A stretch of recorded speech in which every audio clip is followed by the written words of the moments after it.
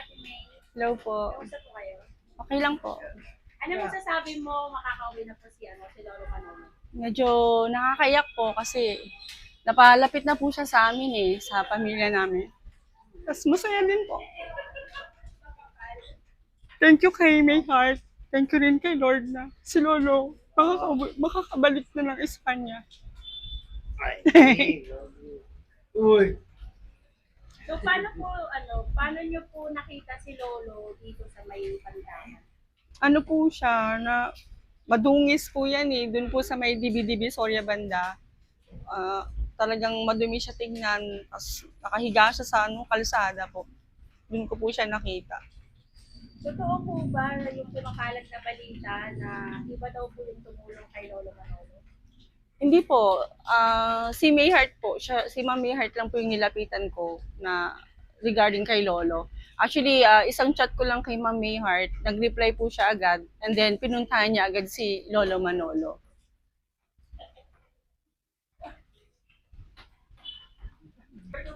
So hindi po totoo yung mga kumakalat na iba talaga yung tumulong sa kanya.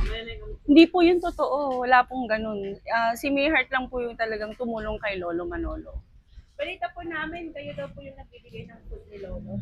Opo, sa bahay po namin. Kung anong meron sa bahay, nakain po yan. Tsaka, saksi po lahat ng kapitbahay namin na talagang si May Heart lang po yung tumulong kay Lolo. Tapos even yung mga kapitbahay namin, nag-aabot-abot kay Lolo ng pagkain. Ganun po. So at least ngayon, finally, makakauwi na po si Lolo Manolo. Opo, opo. So, Ate May, thank you po sa pag-alaga kay Lolo Manolo. Walang Ano po anuman. yung wish ninyo na makakauwi na po siya? Opo. Thank you po, Ma'am May Heart. Saka nag-sponsor po. Maraming salamat din po kay Chairman, kay Kagawad Eileen, tsaka po kay Mr. and Mrs. Lumibaw, yung sa Alma Cares po. Thank you po talaga. Talagang tinatch po tayo ni Lord para matulungan po ang isang homeless gaya ni Lolo. Salamat po. Hello po, magandang hapon po. Magandang hapon po.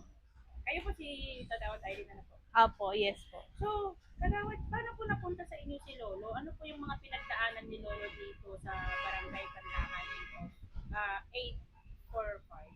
845. Actually, nakita ko lang siya dyan sa labas. Malapit na sa harap ng karinderya. Nung unang nakita ko siya, parang may sakit. Unang beses na nilapitan ko siya, ayaw niya pang makipag-usap sa akin. Sabi ko, nagpakilala ako na taga-barangay ako. Pero parang ayaw niyang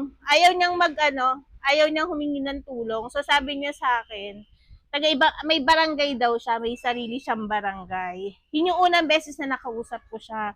Tapos December last year, tinawagan ako ni Chairman kasi parang akala nung mga tao sa labas nag-aagaw buhay na si Lolo Manolo.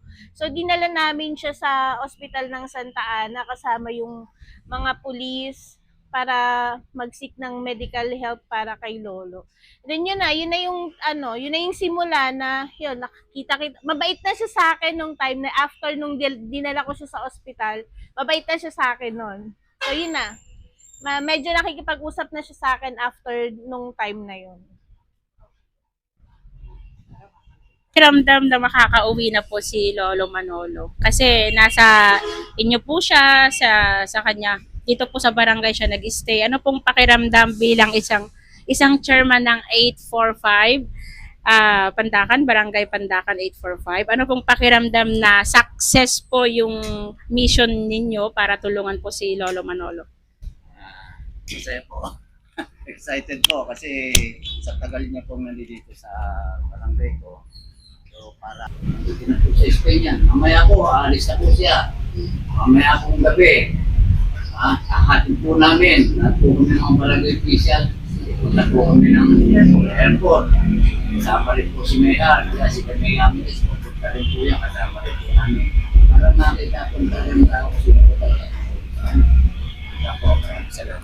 Thank you po, Chairman.